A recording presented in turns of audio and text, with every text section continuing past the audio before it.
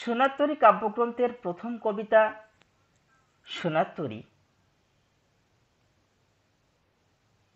এটি সোনার কাব্যের একেবারে প্রারম্ভিক কবিতা,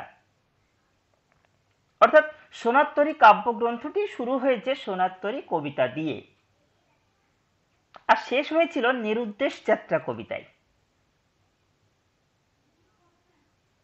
প্রথম কবিতায় তাহলে আমরা পেয়ে যাচ্ছি কি একটি প্রাত্যহিকতার সুর তথা মানবমুখী ভাবনা।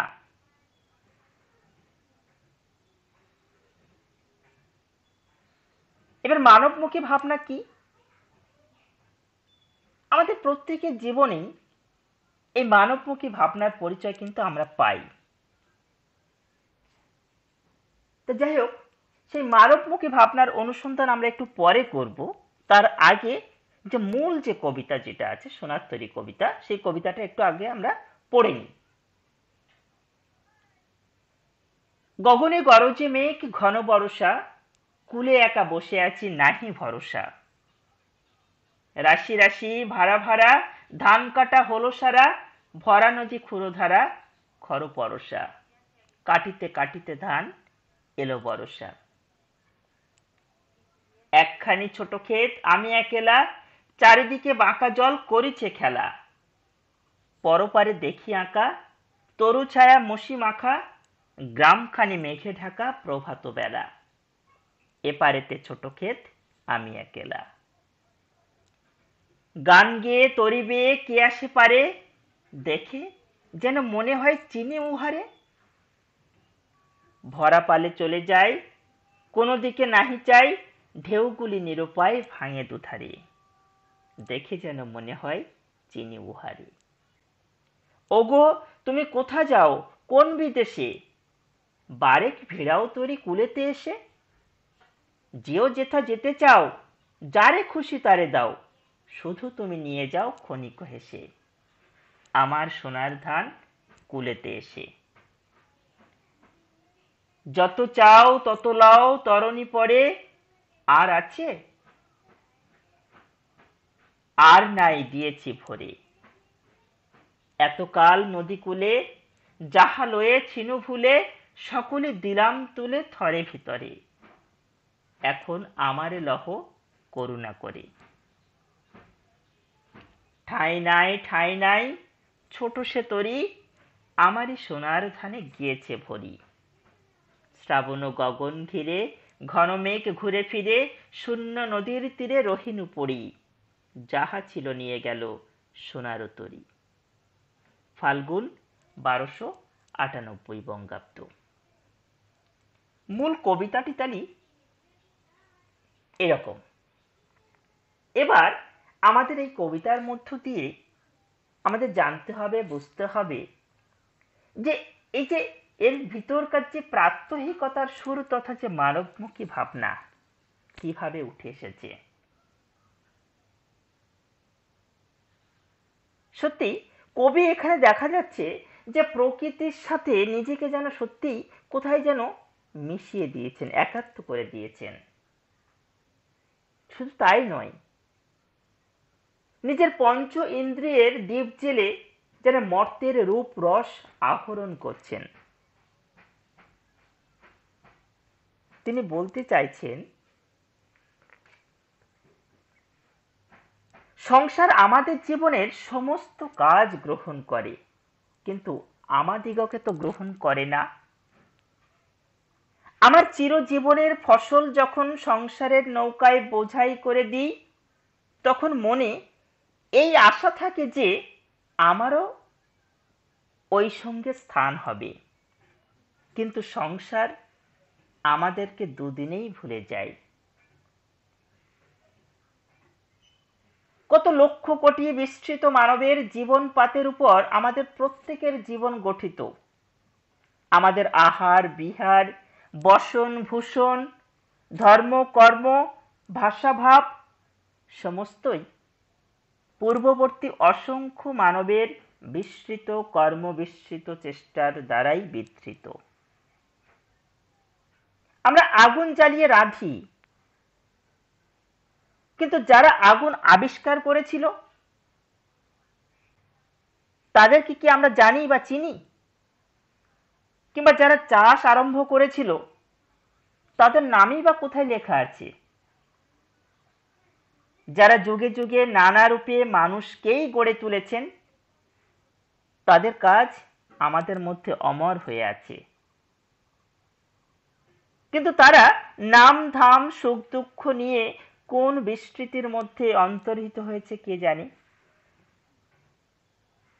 অথচ প্রত্যেককেই সংসারকে বলেছিল, আমার সমস্ত লও, তোমার জন্যই আমি খাটিতেছি, তোমাকে দিয়াই আমার সুখ, আমার সমস্তই লও, কিন্তু আমাকেও ফেলিও না, আমাকে ভুলিও না, আমার কাজের মধ্যে আমার চিহ্নটুকু যত্ন করিয়া রাখিয়া দিও।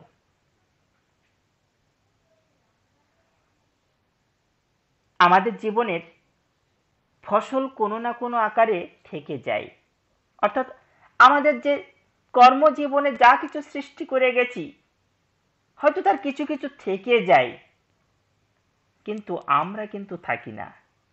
তার কারণ ওই যে একটা কথা আছে, জন্মিলে মরিতে হবে, অমর কে কোথা রবে। মানুষ তো মরণশীল জীব, তাই মরতে তাকে একদিন হবেই, কিন্তু সে বেঁচে থাকে তার সৃষ্টির মধ্য দিয়ে। রবীন্দ্রনাথও আমাদের মধ্যে বেঁচে আছেন কিন্তু সৃষ্টির মধ্য দিয়ে।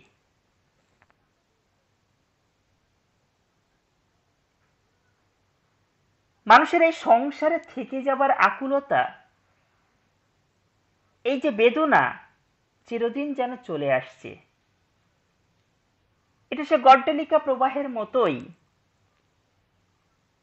এটা চলে আসছে সংসার জীবনে। আমরা সবাই চাই যে আমরা মরবো না, আমরা এই সুন্দর পৃথিবী ছেড়ে যাব না, আমাদের এই সুন্দর পরিবারকে ছেড়ে আমরা কোথাও চলে যাব না। কিন্তু আমাদের এই চাওয়াটার হয়তো কোথায় দামটা আমরা পাই না। তার কারণ আমরা এই পৃথিবীতে এসেছি, আবার এই পৃথিবী থেকে কালের নিয়মে বিদায় নিতে হবে। আসলে ব্যক্তিগত জীবনে আমাদের ভালোবাসার মধ্যেও কিন্তু এই ব্যথা আছে। আমাদের সেবা, আমাদের প্রেম আমরা দিতে পারি, সেই সঙ্গে নিজেকে দিতে গেলেই সেটা বোঝা হয়ে পড়ে। আমরা প্রীতিদান করব, কর্মদান করব, কিন্তু সেই সঙ্গে আমাকেও চালাতে পারবো না। এটাই জীবনের শিক্ষা। কারণ আমাকে চালাতে গেলেই সেটা নিতান্ত অনাবশ্যক হয়ে যাবে, তাতে স্থান কুলোবে না। তাই যা দিলাম তার মূল্য তখন হয়তো কমে যেতে পারে। তাই হয়তো সংসার আমাদেরকে আর রাখতে চায় না। কারণ একটা সময় বৃদ্ধ বয়সের ভারে আমরা সংসারের গলগ্রহ হয়ে পড়ি, আমরা সংসারের বোঝা হয়ে যাই। তাই সংসারও যেন চাই সেই বোঝা তার ঘাট থেকে নামিয়ে দিতে। সেই কারণেই এই সংসার জীবন থেকে আমাদের প্রত্যেককেই বিদায় নিতে হয়। কবিতার মধ্যে এক জায়গায় লেখা আছে, এপারেতে ছোট ক্ষেত আমি একেলা। একলা নয় তো কি, আমরা প্রত্যেকে যে একলা, জন্মও নিয়েছি একা ভাবে। এই ধরাধামে মর্ত পৃথিবীতে এসেছি একলাই।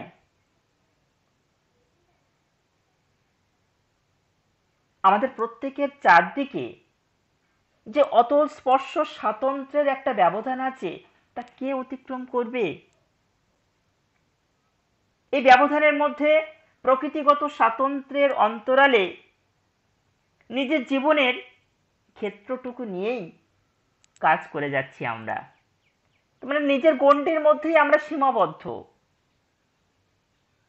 কাজ করতে করতে, ফসল জমা হতে হতে এমন দিন এসে পড়বে যখন আমরা বুঝতে পারবো এ ফসল আমি কোথাও সঙ্গে নিয়ে যেতে পারবো না। এ সমস্তই আমাকে দিয়ে যেতে হবে, কিন্তু কাকে দিয়ে যাব? তাকে হয়তো চিনি, আবার চিনিও না। সে আমাকে মুগ্ধ করেছে, কিংবা হয়তো ধরা দেয়নি। এটা তো প্রত্যেকেই আমরা জানি যে আমাদের প্রত্যেকেরই উত্তরাধিকার থাকে সংসারে। তাই আমরা যা কিছু সৃষ্টি করে যাই, যা কিছু গড়ে তুলি, কাল পরম্পরায় বংশগত ঐতিহ্যে সেগুলো উত্তরাধিকার যে থাকে তার হস্তে সমর্পিত হয়। কিন্তু অনেকে হয়তো বিধাতার অভিশাপে উত্তরাধিকার নাও থাকতে পারে। সেক্ষেত্রে তার নিজের জীবনের সমস্ত কিছু সে কাকে দিয়ে যাবে? হয়তো সে কাউকে বিশ্বাস করে, কাউকে চেনে, কিংবা কাউকে চেনে না। তাহলে এই দোদুল্যমানতায় ভুগতে ভুগতে অবশেষে তাকে এই পৃথিবী থেকে চলে যেতে হয়। কিন্তু তার সৃষ্টিকর্ম কে ভোগ করলো, কে নিল, সেসব কিন্তু আর বিচার্যের বিষয় থাকে না।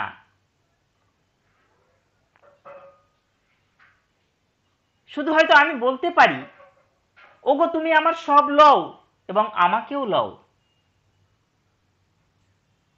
সে আমার সব লয়ে যায়, কিন্তু আমাকে লয় না। অর্থাৎ আমার যদি কেউ না থাকে, তাহলে আমি কাকে বলবো যে তুমি আমাকে আমার সবকিছু নিয়ে নাও, সাথে আমাকেও নাও? কারণ আমার সবকিছু নিয়ে নিলে আমাকে কে দেখবে? তাহলে আমরা অনেকেই এমন আছি এই বৃহৎ পৃথিবীর সংসারে, জগৎ সংসারে আমাদের অনেকেরই কেউ থাকে না। তাই আমাদের স্বাভাবিকভাবে নির্ভর করতে হয় এই সমাজ সংসারের উপর। আমরা যেন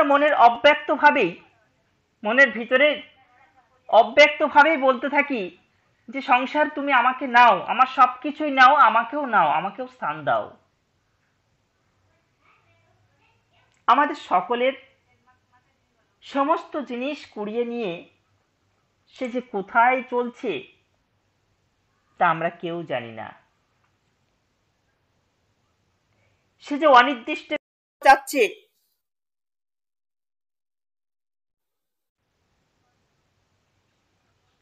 সে যে অনির্দিষ্টের দিকে অহরহ যাচ্ছে, তার কুল কি আমরা হয়তো দেখতে পাচ্ছি, কিন্তু তবু এই নিরুদ্দেশ যাত্রার অধিষ্ঠাত্রী দেবতা এই অপরিচিত অথচ পরিচিত মানব সংসারকেই আমাদের যা কিছু সমস্ত দিয়ে যেতে হবে।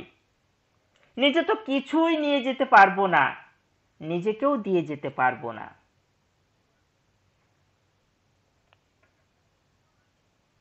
তাই সোনারতরী কবিতার মধ্যে কবিতার যে এই বিশিষ্ট দিকগুলি আমরা দেখতে পাই কবির জবানিতে, সত্যি কোথায় যেন আমাদের জীবনের সাথেও এগুলো যেন আষ্টে পৃষ্ঠে জড়িয়ে আছে। এই ভাবনাগুলো কবি যা কবিতার মধ্যে বলতে চেয়েছেন, আমরাও তো তাই চাই। আমরাও তো এই সুন্দর পৃথিবী ছেড়ে যেতে চাই না। এই জগৎ সংসার ছেড়ে আমরা কোথাও যাব না। আমরাও তো বলি এই চিরপরিচিত এই আমাদের সুন্দর পরিবারকে ছেড়ে আমরা কোথাও যাব না। সংসার তুমি আমাকে আমার সমস্ত সম্পদ বলো, আমার যা কিছু সৃষ্টিকর্ম বলো, সব তুমি নাও, কিন্তু আমাকে ছুঁড়ে ফেলে দিও না, আমাকে গ্রহণ করো। সোনারতরীর প্রথম কবিতায় তাই আমরা এটা লক্ষ্য করলাম, রবীন্দ্রনাথের মানবমুখী ভাবনা। আজকে আরো একটি কবিতা পড়ব, সেটা বসুন্ধরা কবিতা। বসুন্ধরা অর্থে আমরা জানি এই জগৎ পৃথিবী। তাহলে এই জগৎ পৃথিবীকে আমরা প্রতিনিয়তই যেন নিত্য নতুন ভাবে লক্ষ্য করছি। কিভাবে সে নিত্যদিন নিজেকে পাল্টে ফেলছে, নিজেকে যেন আপডেট করছে। তাই আমরা এই সুন্দর পৃথিবীর আনাচে কানাচে যেদিকেই লক্ষ্য করি না কেন, সব দিকেই কিন্তু আমরা দেখতে পাই এই পৃথিবীটা কি সুন্দর, তার ভিতরকার যে এই যে রহস্য। আমরা পৃথিবীকে যদি না চিনতে পারতাম, তাহলে কোনোভাবেই কিন্তু আমরা জানতে পারতাম না যে এত সুন্দর আমাদের এই পৃথিবী। রবীন্দ্রনাথ এই সুন্দর পৃথিবীকে নিয়েই যে কবিতা লিখলেন, তার মধ্য দিয়েও পৃথিবীর প্রতি আমাদের যে মমত্ব, পৃথিবীর প্রতি যে আমাদের যে আত্মিক টান, সেটা আমরা কিন্তু উপলব্ধি করতে পারি। এই পৃথিবী আমাদের কিনা দিয়েছে, আমাদের আশ্রয় দিয়েছে, আমরা এই পৃথিবীর বুকে স্বাধীনভাবে চলাফেরা করতে পারছি। এই পৃথিবীর বিভিন্ন দিকে নিরন্তরভাবে মানুষ নিরন্তর কাজের মধ্যে পৃথিবীটাকে বাঁচিয়ে রাখার আপ্রাণ চেষ্টা করছে, সেটাও আমরা লক্ষ্য করতে পারছি। বিজ্ঞানীরা নিরন্তর আবিষ্কার গবেষণার মধ্য দিয়ে নিত্য নতুন পৃথিবীর জন্ম দিচ্ছে। কি করে এই পৃথিবীটাকে আরো সুন্দর করে তোলা যায়, কি করে এই পৃথিবীতে বসবাসকারী মানুষদেরকে আরো সুখ স্বাচ্ছন্দ্য দেওয়া যায়।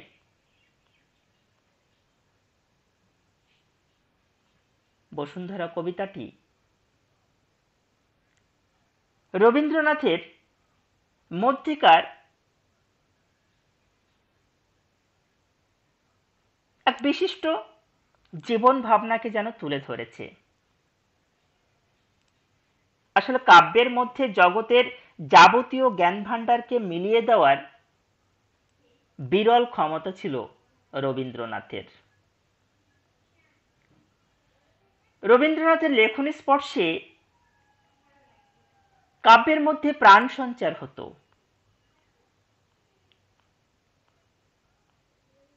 কবিতা যে এত সুন্দরভাবে রবীন্দ্র লেখনী স্পর্শে জীবন্ত হয়ে উঠতে পারে, তা রবীন্দ্রনাথের কবিতাগুলোর দিকে যদি আমরা দৃষ্টি দিতে পারি, তাহলে আমরা সত্যিই লক্ষ্য করতে পারব। বসুন্ধরা কবিতার মধ্য দিয়েই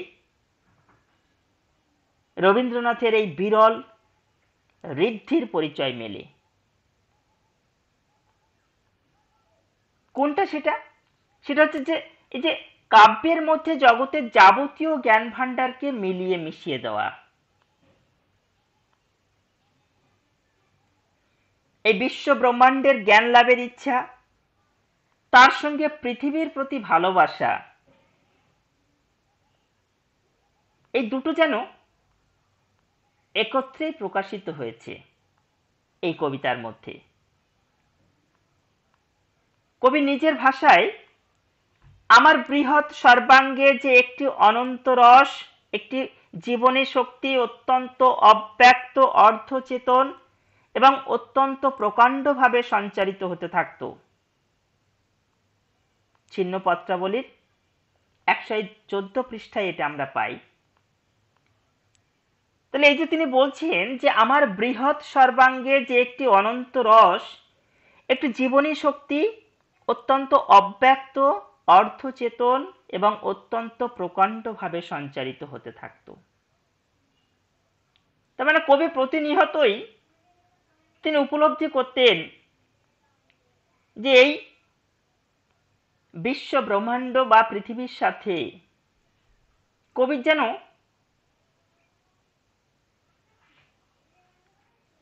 অর্ধচেতন মনে বা অবচেতনে একটা টান তৈরি হয়েছিল। বসুন্ধরা কবিতায়ও সেই ভাবনার বিকশিত রূপ আমরা পাই। শুধু অর্থ অনুভব তারি, ব্যাকুল করেছে তারে, মনে তার দিয়েছে সঞ্চারী। আবারও বলছি, শুধু অর্থ অনুভব তারি, ব্যাকুল করেছে তারে, মনে তার দিয়েছে সঞ্চারী। মানে যেটা কবি অনুভব করেছেন মন দিয়ে, তার মন সেটাকেই সঞ্চার করে দিয়েছে তার লেখনীর মধ্য দিয়ে। মানে যে ছিন্নপত্র পর্বে রবীন্দ্রনাথ জমিদারি কাজকর্ম দেখাশোনার জন্য সুদূর কলকাতার নাগরিক জীবন থেকে পল্লী গ্রামের গ্রাম জীবনে এসে কবি গ্রামের মানুষদের সাথে মিলেমিশে যে অনুভূতি লাভ করেছেন, তার তো আশ্চর্য ফসল তো আমরা পেয়েছি রবীন্দ্রনাথের ছিন্ন পত্রাবলী পর্বের একাধিক পত্রের মধ্যে। তা সেই প্রকাশগুলোই যেন আবার লক্ষ্য করি এই সোনার পর্বেও যেন কোথায় সেগুলো আরো সুন্দরভাবে কবিতার মধ্য দিয়ে প্রকাশ পেয়েছে।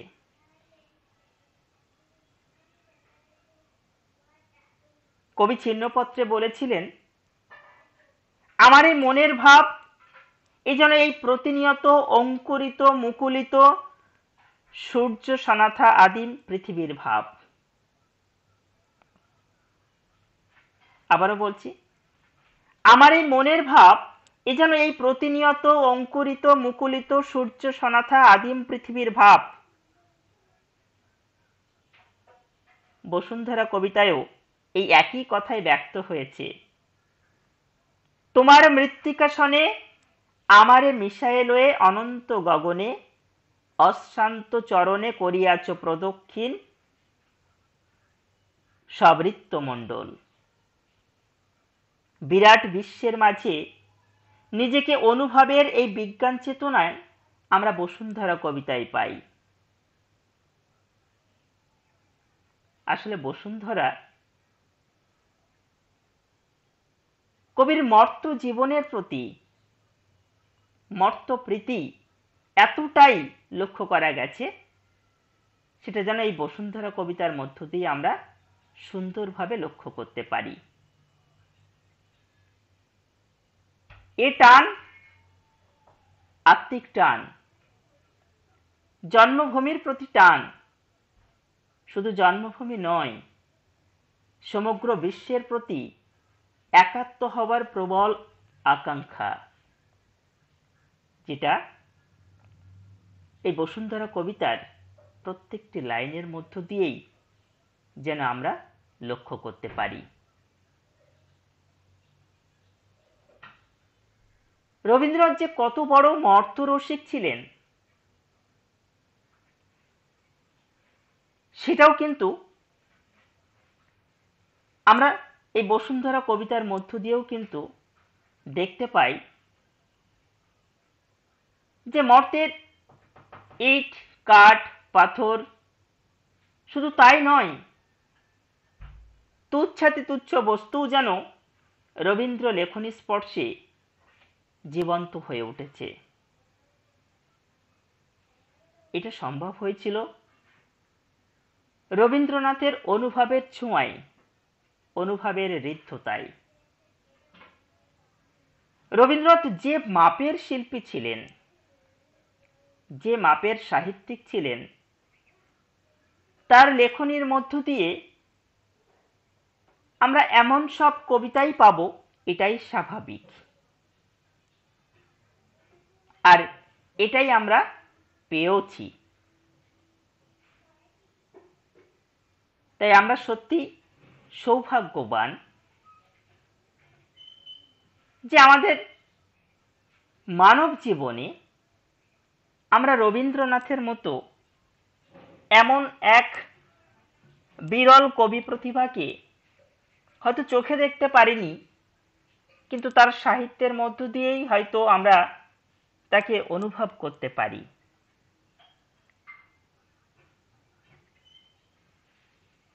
তিনি বাংলা সাহিত্যের জন্যে যা দান করে দিয়ে গেছেন তা সত্যি অতুলনীয়, তার কোনো তুলনা নেই। আজকের এই দুটো কবিতাই আমি আলোচনা করলাম তোমাদের জন্য।